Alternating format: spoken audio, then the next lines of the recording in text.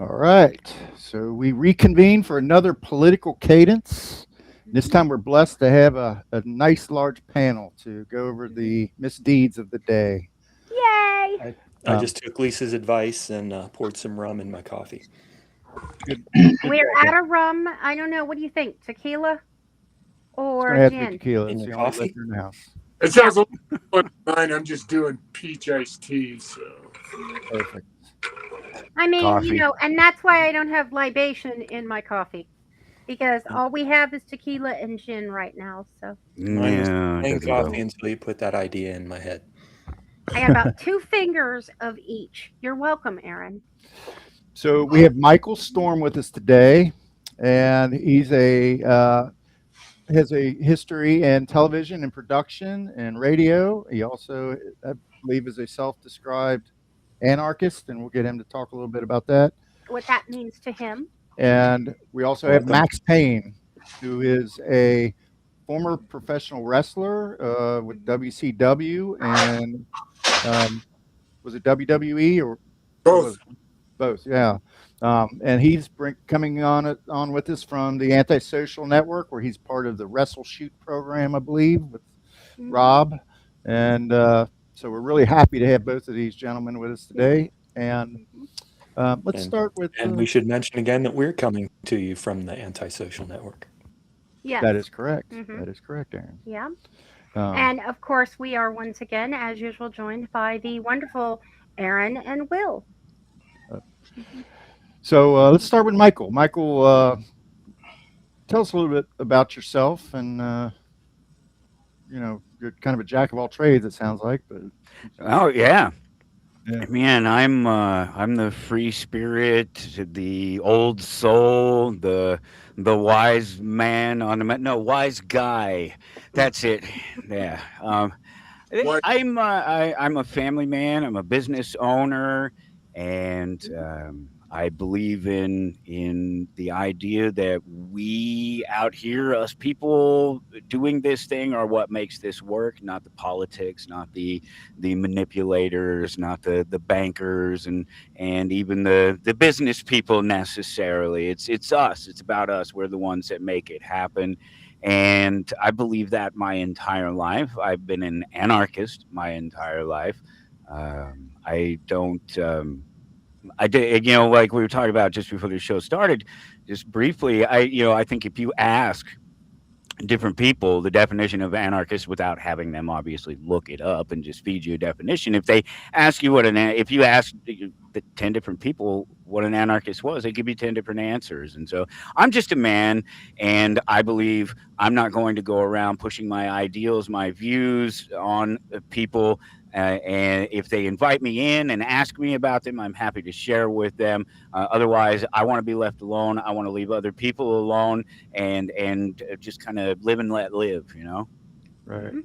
So, like I was saying before, we don't know where everybody's coming from tonight, so that's a little bit different for us. Usually, we get on here and air our grievances before Krampus, you And know. most of our And Nice. grievances kind of meld. yeah, and so there's a number of things have happened over the last 2 weeks since we last convened. Probably the most and politically the most significant thing. I mean, I guess that's open to interpretation, but maybe the release of the Epstein files and Such as it is. the large, the Mhm. deadline was December 19th, and the administration did not come through on that date with the complete files. They've sort of dragged their feet and have, um, re- Dribbed and dragged us. right, and Mhm. which, and there's litigation that's being threatened by Representative Massey and to go, to bring against Pam Bondi, and try to cut to the chase and get all the files released. Um, but it's not happening. I don't, the president seems to be maybe hedging his bet. If you read Mm. his most current Everyone's X shocked. Truth Social, yeah. So, Michael, what do you make? I mean, as an anarchist, and you said you really feel like that the people are really driving this bus. I'm What? guessing that if he's an anarchist, he doesn't recognize the authority of the president. um, the Epstein file, it's a hilarious thing. The whole thing is hilarious to me because I can't find it now. I'm pretty sure it got scrubbed, but I remember when the whole thing broke, and I went and I saw some story. I read some story, and it was this multi-parter, and it was over weeks, and I didn't think anything of it at the time because to me this was just another in a long line of sort of, what is the pizza thing in California or whatever, just another hyped up thing, just some other thing. But then it turns out that it's this, long, many years CIA backed. He's just the latest in a line, which is what I thought to begin with. That he's just the latest in a line of people who have been used like him to do this to rich people for decades, longer than I've been around for sure. And so to me, the Epstein files is the distraction. Every time I hear somebody say, "Show me the files," all I hear is squirrel. That's all I hear. Yeah. Right. Yeah. How about you, Mark or Max? Sorry, You know, I can't really see without my glasses, but I look so pretty. I come from a business that's a work. You know, I come from a business that's a professional for its entirety from the beginning of time. Actually, I've studied professional wrestling, and it's as old as mankind, and it's a lie. The whole of professional wrestling is based on, it's a lie. And so, when you come from a background of a business that's completely based on a lie, then you judge the world through those rose-colored glasses, if you will.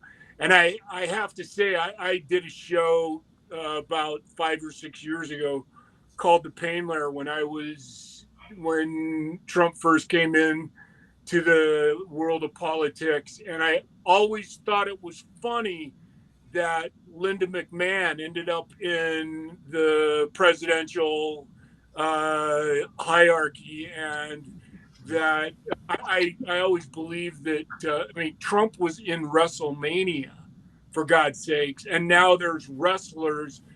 I just saw not too long ago, a couple weeks ago, Triple H standing in the Oval Office, and so when the only difference between me and Michael is when I hear Epstein files in the wrestling business, it's not called. The wrestling business is so good at avoiding the word lie. They use the word work. We're working the people. It's not lying to the people.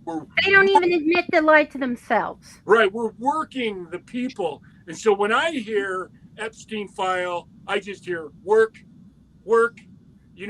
Everything that comes out of the administration at this point, to me, that's why it's very easy to divorce myself from it in so many ways, is because eventually, when you have the World Wrestling Federation literally standing there, forgive me, the World Wrestling Entertainment, standing there next to the President of the United States, to me, was she Secretary of Education?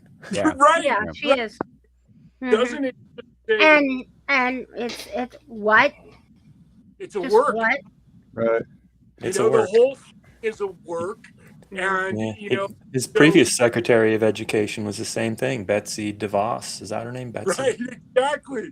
The whole thing is just. It was a work too. It's just a work, and so it's easy to be cynical because all you got to do is like any soap opera, tune out for a year and then tune back in, and it's just the same shtick a year later. So I love talking about it because it obviously makes great fodder. Yeah, hairstyles have changed, but nothing else, right? Right, exactly.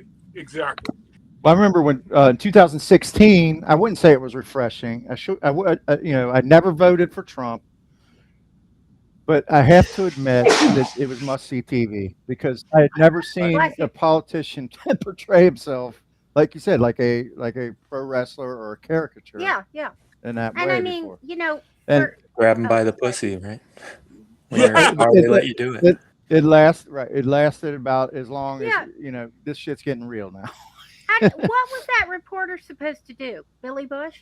What was Yeah. he supposed to do when the person he was interviewing, who was running for office or whatever he Well, was doing at the He, time? he chimed right in like Yeah. like he was on board. Yeah. Well, I mean, what was he supposed to do? He wanted to keep the interview going. I don't think he should have been fired. But it goes to show that as a citizen, it's easy to get As led. as a possessor of the grab E item. It's easy to get led by your nose by this entertainment approach to Mhm. communication. You know. Yep. Um, I guess Well, part of the work, isn't it? You know, again, Yeah. the draw of the sensationalism of say what you want, because in the end, all that matters is what? Eyeballs.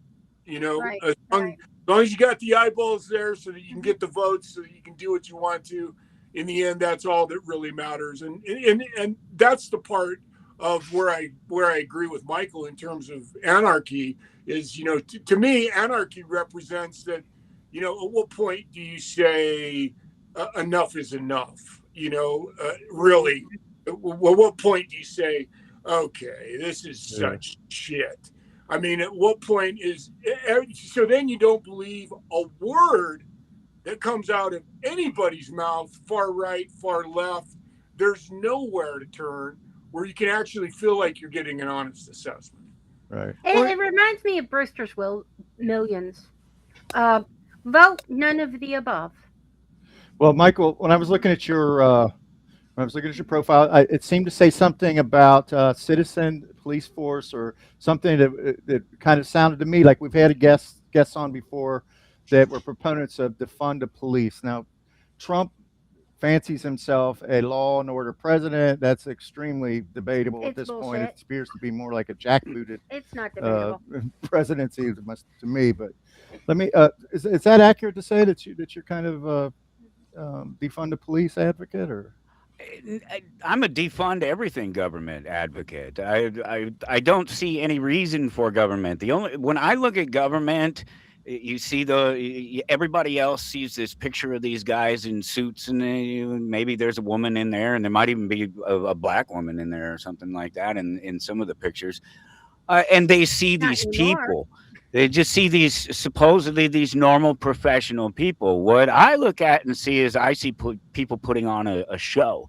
I see exactly what Maxx is talking about there when he says the WWE, the WWF, the wrestling thing. It's all this big put on, and when you're looking, you start to view the world through those eyes. I'm a huge wrestling fan. I've seen I may have seen you live one time if you did a non TV show performance in Denver back in the late 80s, early 90s, something like that. If you made it to Denver, I may have seen you one time.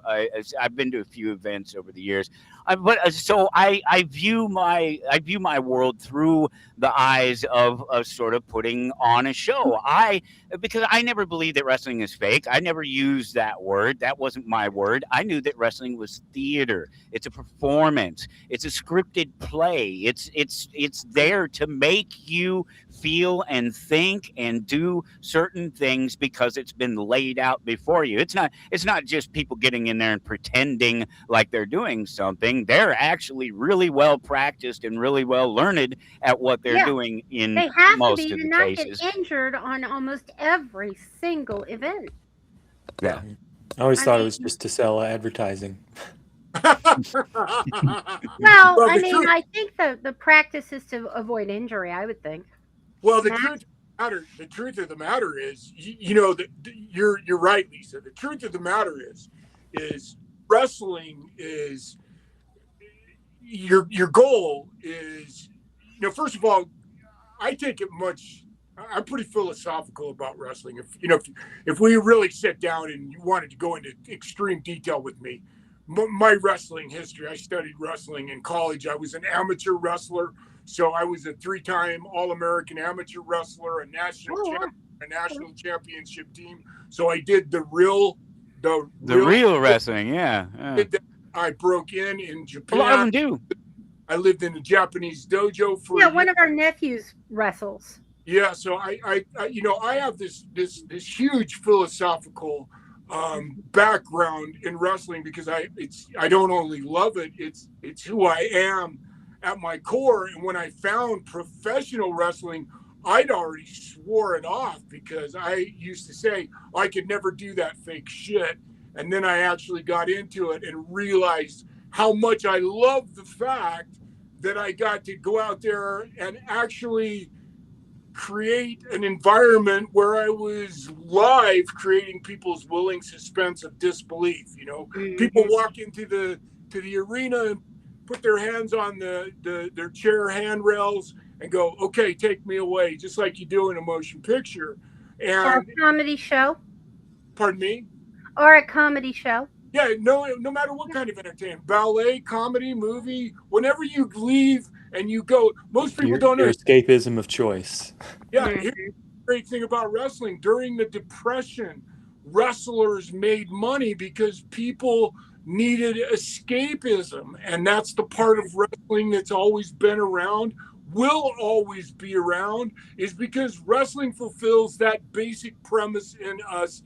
Just like great Westerns, you know, when good guys win, they win because they're pure at heart and they do it without cheating and they do it the right way. When bad guys win, it's because they're naughty and they cheat and do things the wrong way. And that's as story lovers, that's what we love as human beings. And the great thing about wrestling is constantly blurring those lines, constantly pushing the edge of those envelopes to try and figure out, you know, how to find the extremes in that.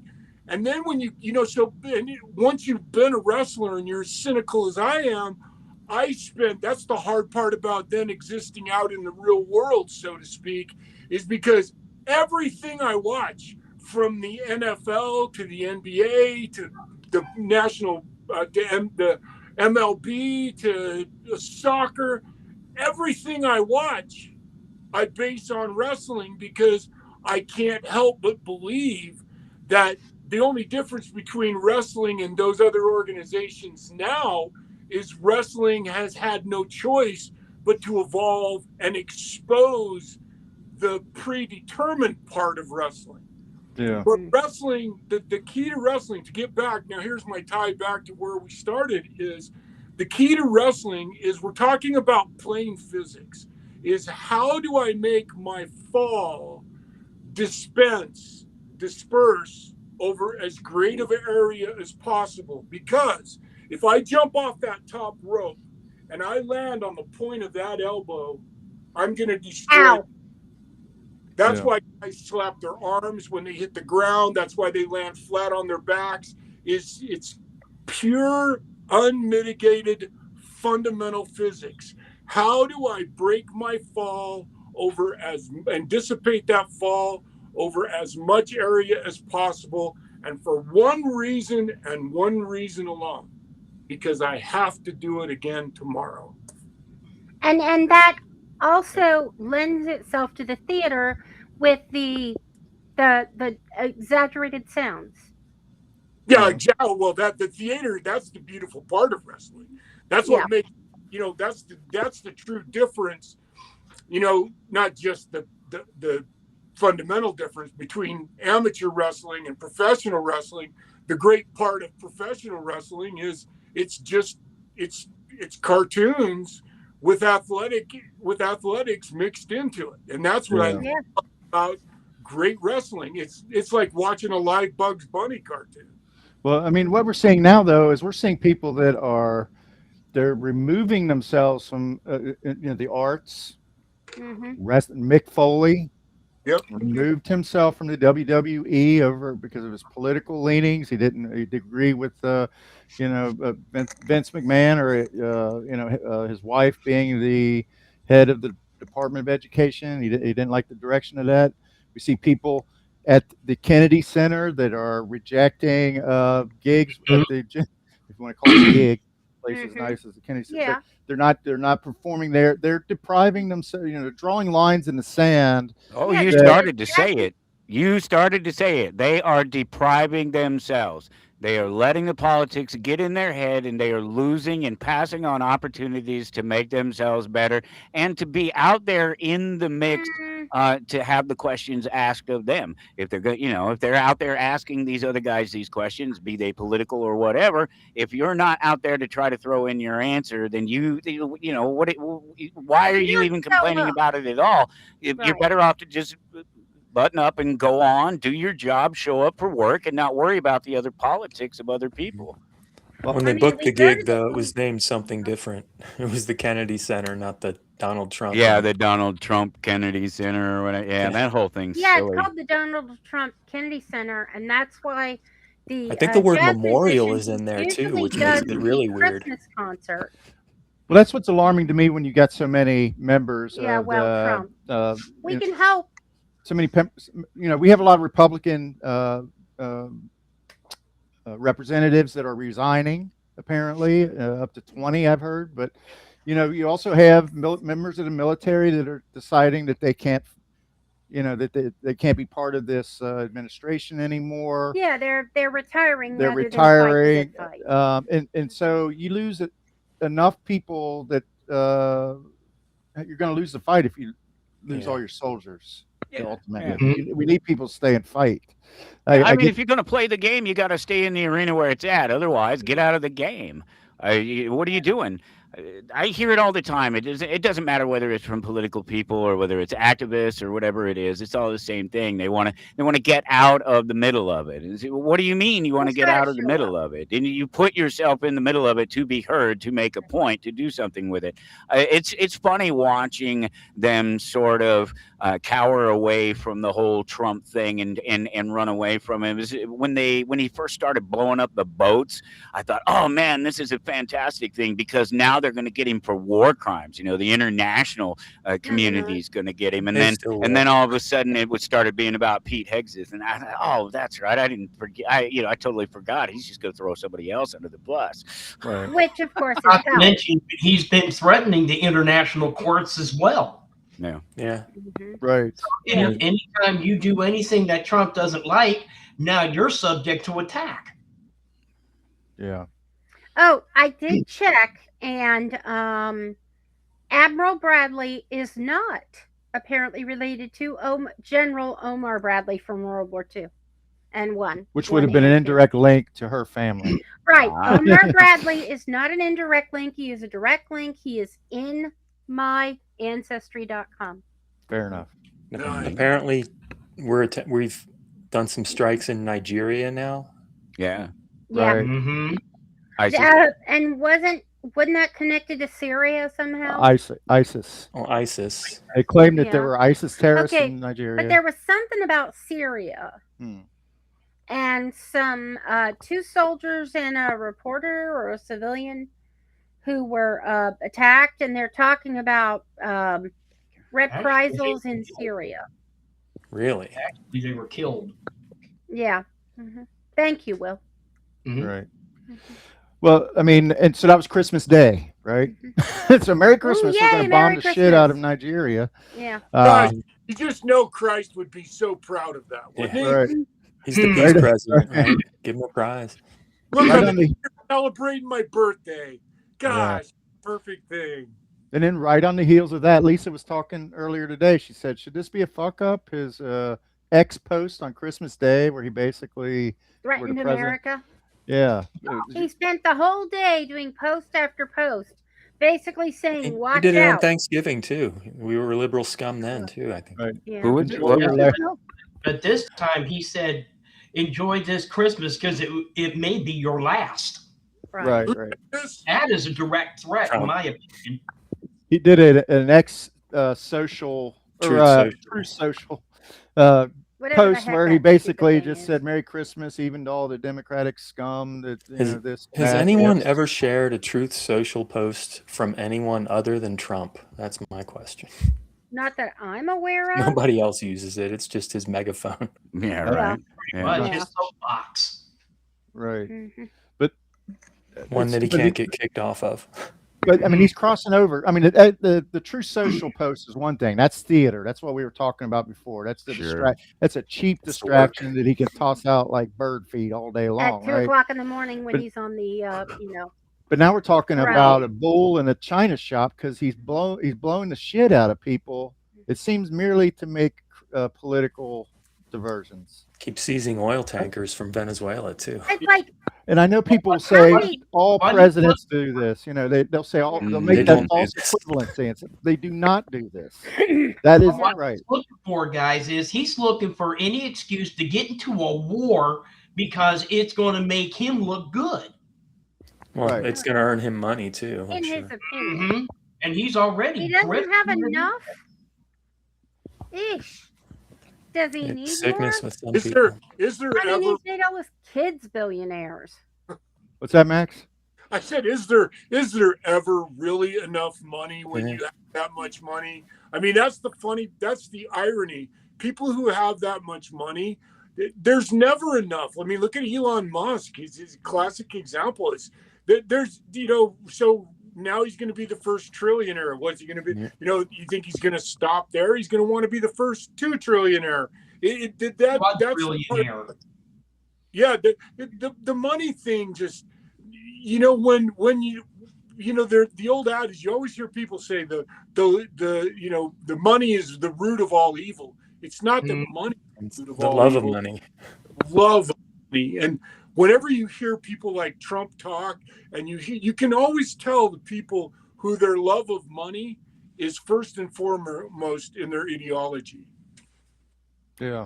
Yeah. Well, when you get to that level, it has to be, because the reality is once you get past a certain point in money, once you reach a certain point, and I don't know what this magical number is, but there is such a number, you end up spending more of your time watching your money and trying to make sure other people don't take your money from you than you do anything else. Scrooge McDuck. Yeah. Mhm. And what kind Yeah, what kind of life is that? I mean, the truth of the matter is isn't like, I mean, okay, there is a classic example. I mean, I watch it every Christmas. I watch Scrooge every Christmas for that exact reason, to remind me that there's so much more money than the toppings that all that he cared about. And the whole point of Jacob Marley and that incredible story of A Christmas Carol, to remind us that what matters is our humanity, not money, not Connection. are there no poorhouses? Are there no prisons? Are there no orphanages?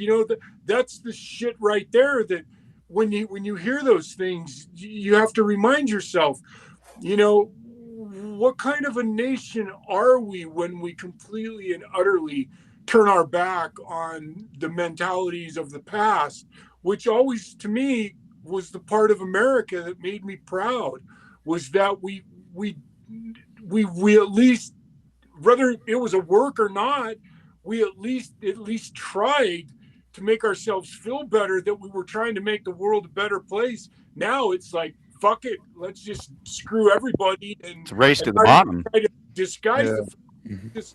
the worst crooks in the world. Right. Like I struggled like a lot of people did, probably, with we'd go to a show and they talk about pronouns, and then you'd say Merry Christmas to somebody and they'd come back with oh, Happy Holidays to you. There's these types of things I'm that, not Christian. but I always I'm felt like it was a It's America. well-intentioned effort to correct a centuries old wrong, and I was like, okay, I got to rethink the way I do things. There's a Um, point at which I think woke kind of stepped off the cliff.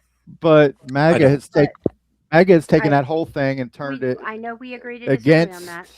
I mean, it's A little turned bit. it against. It's turned it into a cottage industry of victimization. Why do I have to self-loathe because I'm white? Why do I have Why to? is DEI the Lucifer in this situation? Yeah, and it's like, That's not okay. And so the end result has been this effort to like ratchet up the cruelty. Like I can be the king of cruelty. I can, my thing. And the money is all part of that. It's very. This is what I see the system as. This is why I'm an anarchist. This is what the system is. It is a way to get one up on the next guy, and it is a ratcheting effect. It never comes back down. Whatever they take, they never give back to you. And if they do give it back to you, it's after they take their cut of it all. And so you see that doesn't change. It doesn't matter which one of them calls themselves president or whether there's an R or a D next to their name, because the system itself is the problem. It's the broken idea that one person all of a sudden who has no ability or power to do anything, has no moral or legal right to do anything against his neighbor, suddenly votes on something. And now, because myself and the neighbor there and that guy over there decide we want to take that guy's property, I mean, that's the best that democracy is. No matter what end of it you look at democracy, if it's 99-1, there's 99 people that just ganged up on the one guy. If you go in the other direction, there's no better. 1 against 99 other people, that one gets to make the decisions. And it's no better if you meet in the middle. It's no better if 51 people run around telling 49 other people how to live. And that may seem like hyperbole, but then you get to a small town just outside of Topeka, Kansas here, where there's literally like 80 people in the town and the vote is 51% to 49%. Who's right in that when it's talking about, if you don't participate in this, if you don't want to do this and we vote yes, you will be forced by law to do this. To do it. Mm-hmm. Yeah. I'm sorry. This is something we've been spoon-fed again over the decades, and basically we've allowed ourselves to accept this as now a way of life. When you look at it, I mean, it's like with capitalism, we've been spoon-fed this idea for decades about the American dream, but it goes back to what George Carlin once said. Do you know why they call it the American dream? It's because you have to be asleep to believe it. Yeah. That's an excellent quote. Yeah. Have you guys watched the show Pluribus? The other part that drives me crazy is good. I'm all caught up. I finished season 1, I guess. But it's the age-old story of divide and conquer. They tried to kill her with kindness. He did it a very inventive way, but it was still aggressively political, the way they isolated her and really psychologically tormented her, really. But Phil, that's a great point, and that's where I was just going to say, it's false kindness, it's false Christianity. Right. It's the sense that, I'm a Christian and I use my Christian values to Trump is the most classic. Send brown people out of the country. Yeah. It's false sense of Christianity that this is the way Christ functions. Well, you don't, because Christ's fundamental 4 simple principles, that if we all just adhere to those 4 simple principles, and I'm not trying to preach Christianity, that's not what I'm doing at all. But I agree with all of those 4 principles. He believed in 4 major things: take care of the poor, take care of the sick, take care of the immigrants, and take care of the prisoners. That's what Christ preached in the 4 first books of the Bible. And if you really want to find, that's the part that gets so distorted and demented by that ridiculous right-wing mentality that says, oh, you know what, man, we can do whatever we want as long as I wear a cross while I'm right. Those crosses. Great, because I can't stand that. As soon as I hear that mentality, I switch right to, oh my God, it's Saturday night's main event. It's such a fucking work. They're latter-day crusaders, is what they are. Well, They're I'm just and say this. And the sad part is, guys, it's gotten to the point now with the radical right to where that cross is no better than a swastika. No. Well, that's what a swastika is, a bent cross. Yeah. So I mean, And you're exactly right. Mhm. And then it's all disguised. Swastika's original meaning wasn't far from the meaning of the cross. Right. Right. yeah. They And flirt by with the way, that iconography in many different ways. those necklaces are Embedded not in, crosses. in They are American flags. lowercase t's. Mm. But yeah, You're welcome. the I'm hypocrisy, with you.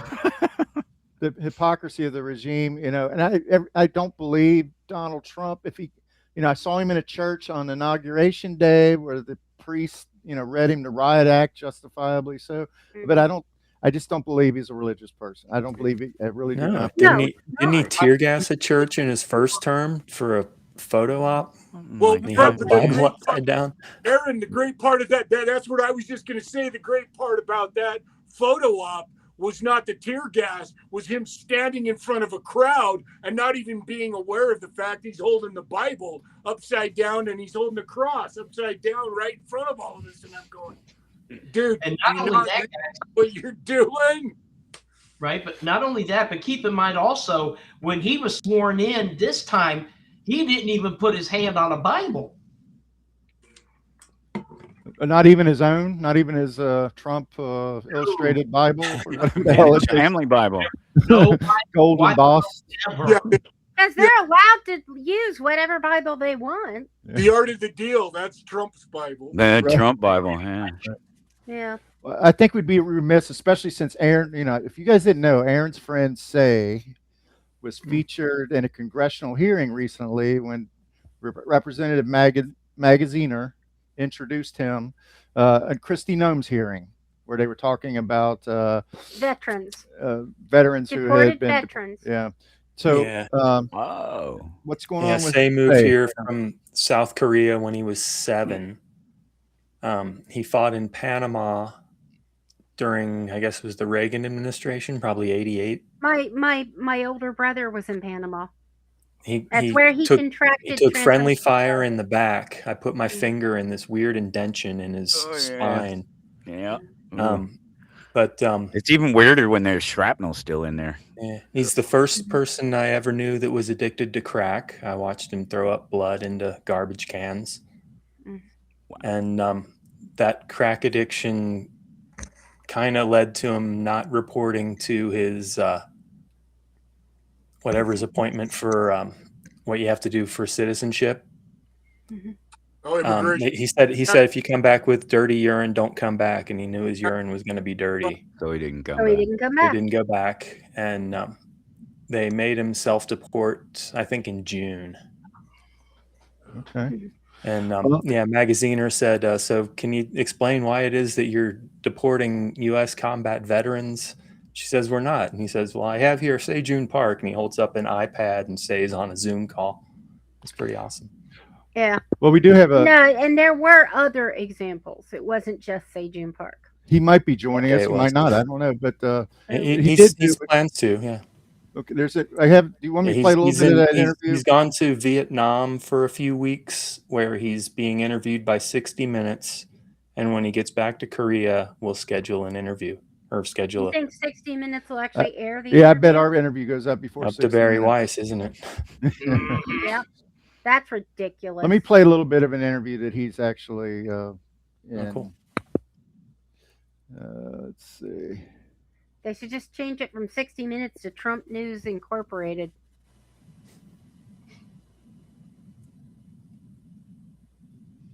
Is this the one he just did with CBS in Yeah. LA?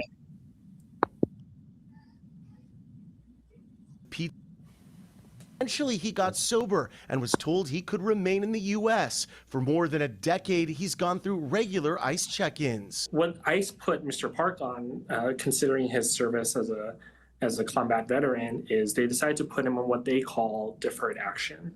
And essentially what deferred action means is that, hey, we know you have a deportation order, you have these convictions that cause you to be deportable, but considering your service, Routine check-in with ICE over the summer, Park was told he would be deported. He had his cuffs out. He was ready to detain me, put cuffs on me and everything, which was unbelievable. I mean, why would I have to go back into jail for something I didn't do anything wrong? And then it took him a while, but he got the okay from the supervisor to put ankle bracelet on me, and then let me know that I have 3 weeks to remove myself. Park now halfway across the world, away from his home and his family. Like I had to leave everything behind. My kids, my mom, who has Alzheimer right now, and she can't remember anything, and so it's just been really tough.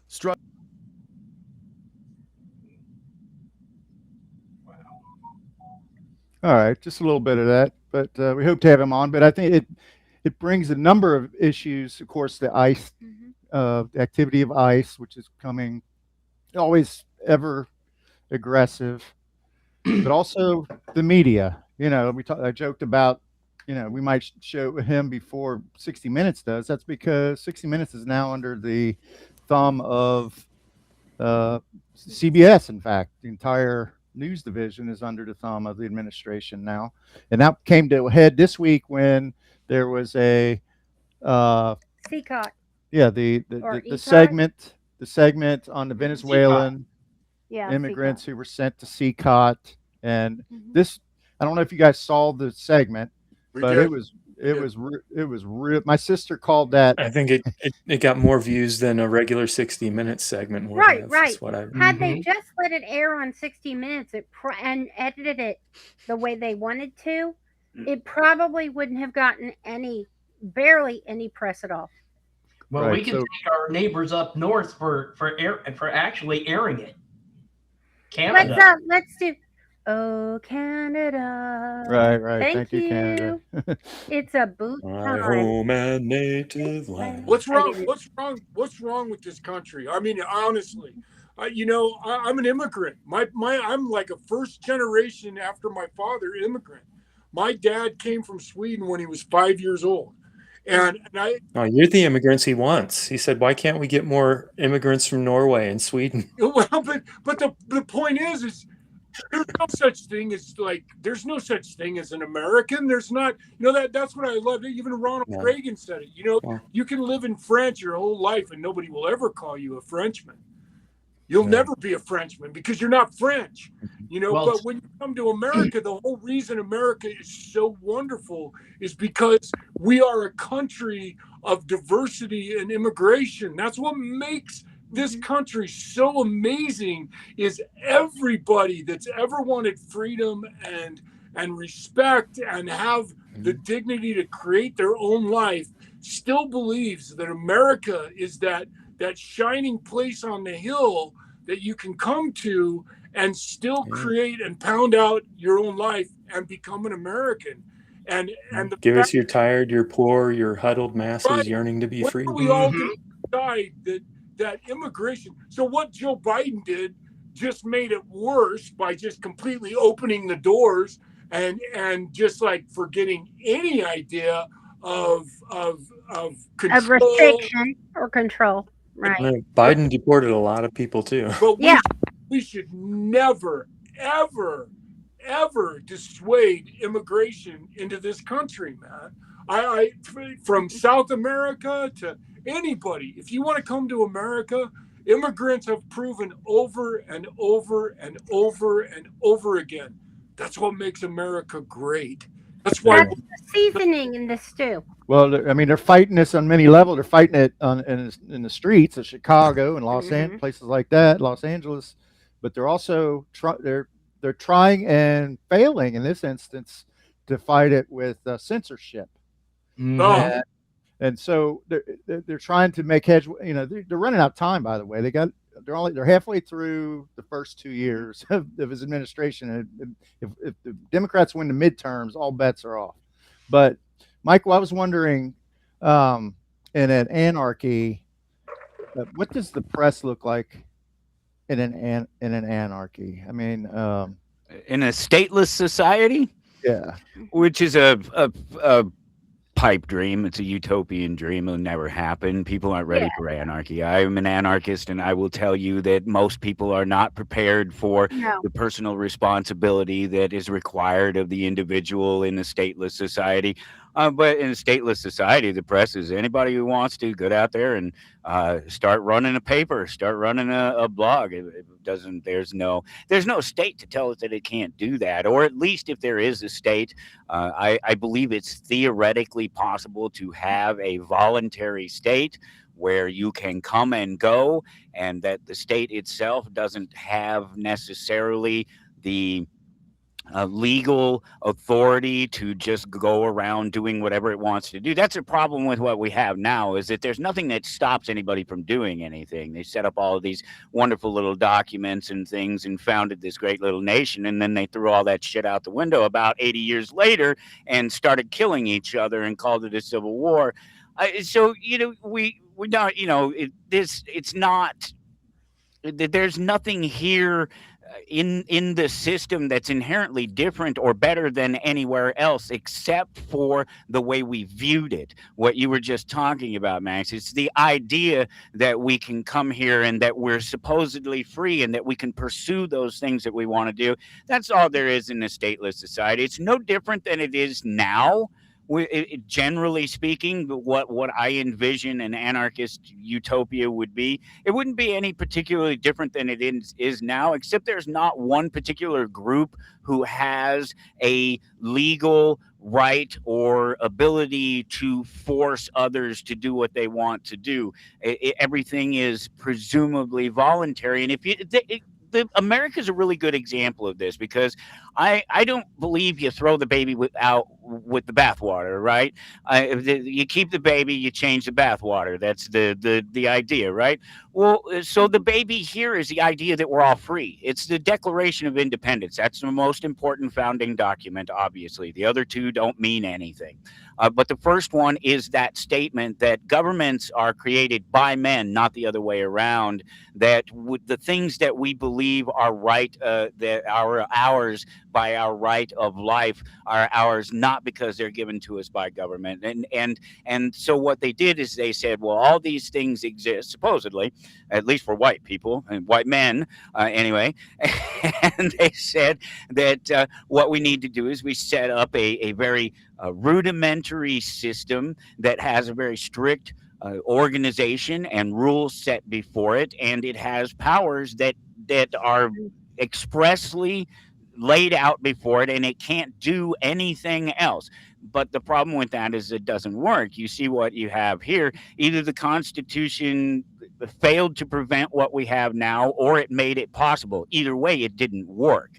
Either way, the government looked at those rules and it found ways around those rules. So it isn't about the organization of the government. That system, no matter what system you give the authority that the individuals don't have, that was the point that I was making earlier, is that we as individuals don't have the authority to do these things, but magically we go and vote on it, and all of a sudden the collective has an authority to do it. That's just gang mentality to me. That's all that is that's for, especially when so much of it is nothing to do with protecting people or property. It has to do with generating wealth for the state or making you fall in line in a certain way. So the anarchist society is the society where you and I are doing what we do. Nobody's telling us that we can't do it. And the only real consequence is for bad action. If you're a bad actor, there's nobody out there that says they have the right first to determine that that's a bad actor and punish them for it. You take those, as crazy as it sounds, you take that into your own hands and you deal with it. But in an organized society, things like religion, businesses, protection, insurance, stuff like that, these things will all still exist. These things will all still, because these are voluntary organizations, voluntary systems of protection.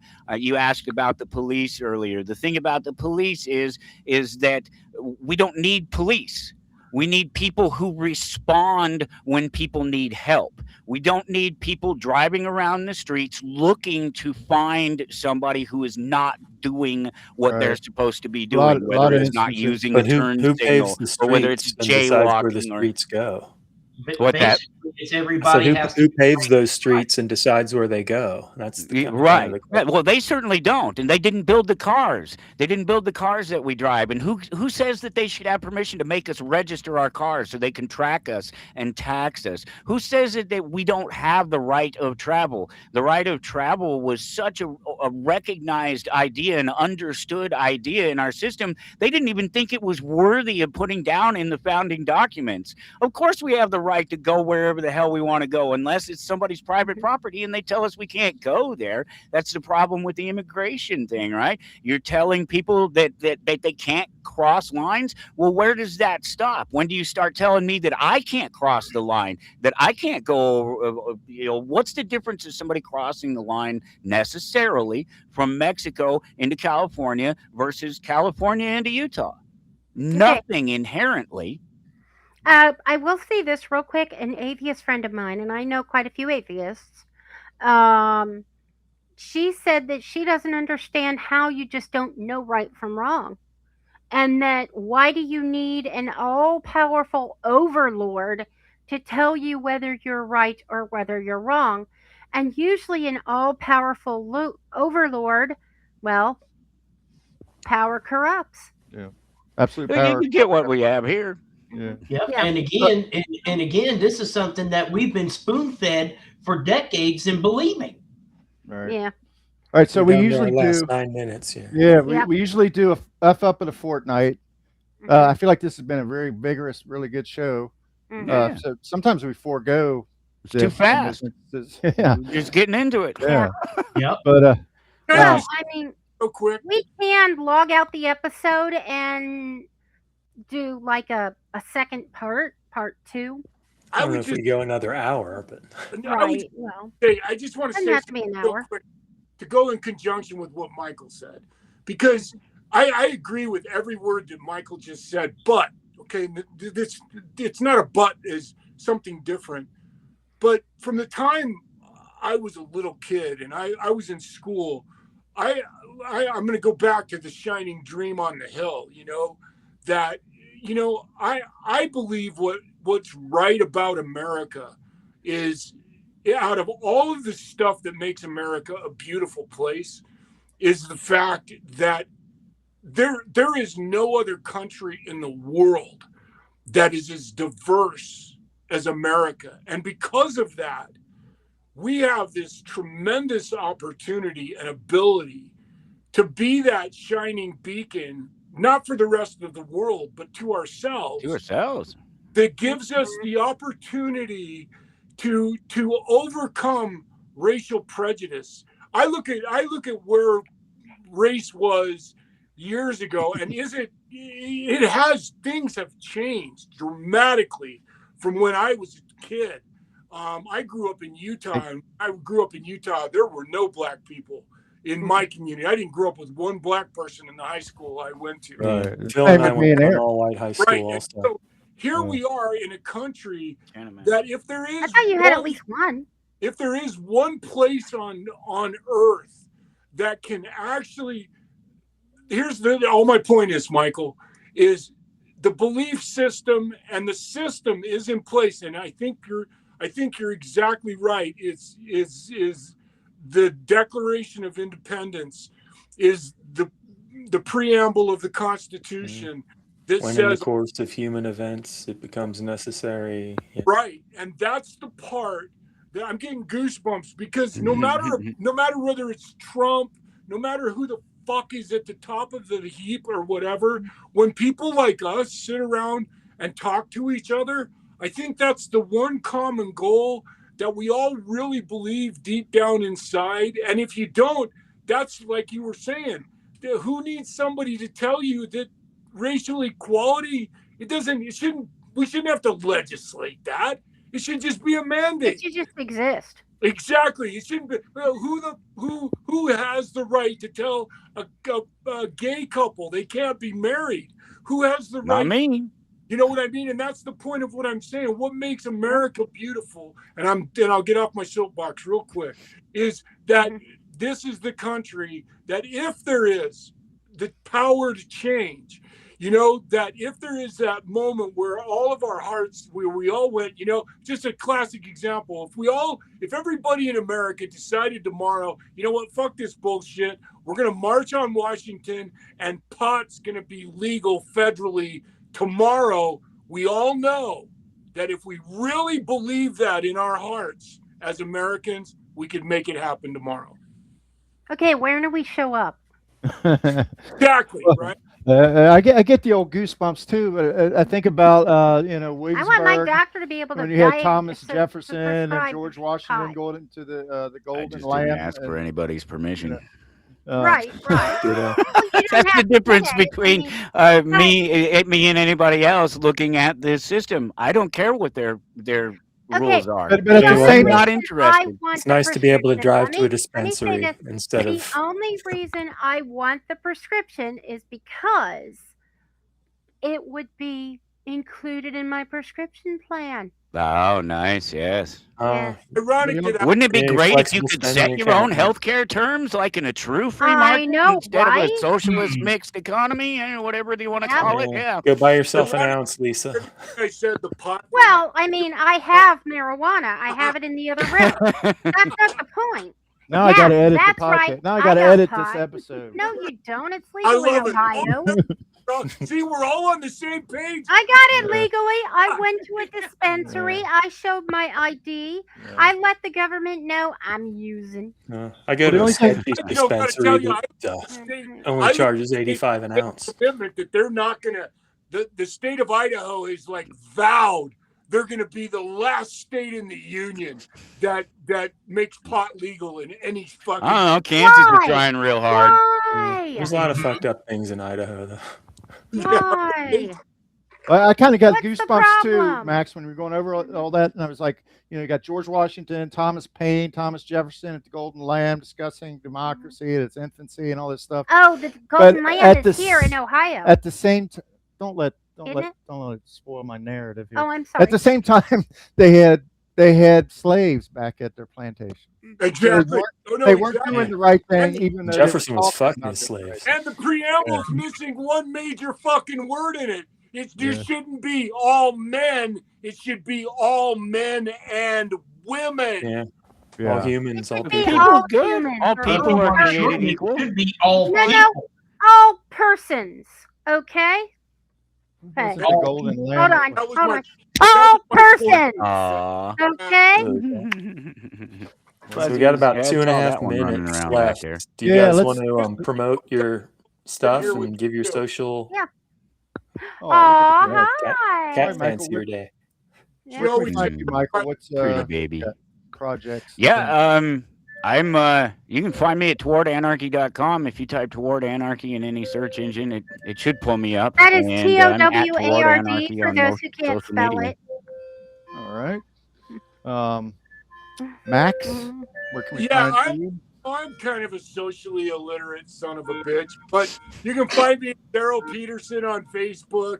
I have a it's a little out of date right now, but you can go to the Payne letter, all one word, on YouTube, and you can track me down there as well. But you can, if you really want to find me, I'm out there. Facebook, All right. The All Payne right. letter on YouTube. Payne Lair, Paylair, Okay. Payne Lair, not letter. Payne Payne Lair. Lair. This has been a great conversation. Will, thank you, guys. Aaron, thank you for. Mhm. attending as Will, always. do you have anything to promote or want us to send good vibes Like for? Reds and Bengals, And apparently. your job hunt? Well, right now I'm going through some things, so I am currently having a GoFundMe, Mhm. and so far I've had 3 donations, which I thank Okay. them very, very much for. It's greatly appreciated. Yeah, Mhm. that's Do you great. know, Yeah, do you know the URL for that off the top of your head, Will? Not off Okay. top, but I Maybe can we'll send stick you. it in the show notes. I'll put it in the show notes. Mhm. All right, guys, Okay. been a blast. Well, Thanks, everybody. Aaron, any Again. promotion? I enjoyed it. Yep. It was an honor. Um, Thank you.